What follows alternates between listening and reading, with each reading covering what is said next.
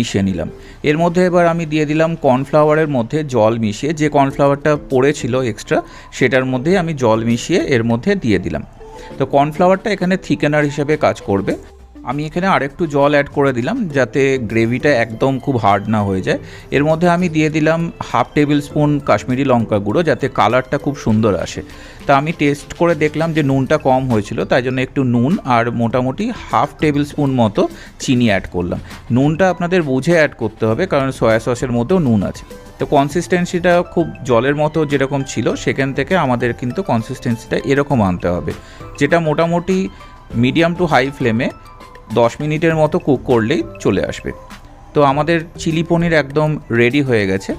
তো এই রেসিপিটা আপনাদের কেমন লাগলো আমাকে প্লিজ কমেন্ট করে জানাবেন। যদি ভালো লেগে থাকে তাহলে আমার চ্যানেলটা লাইক করে সাবস্ক্রাইব করে দিন, আর পাশের বেল আইকনটা অবভিয়াসলি প্রেস করে দেবেন। নমস্কার।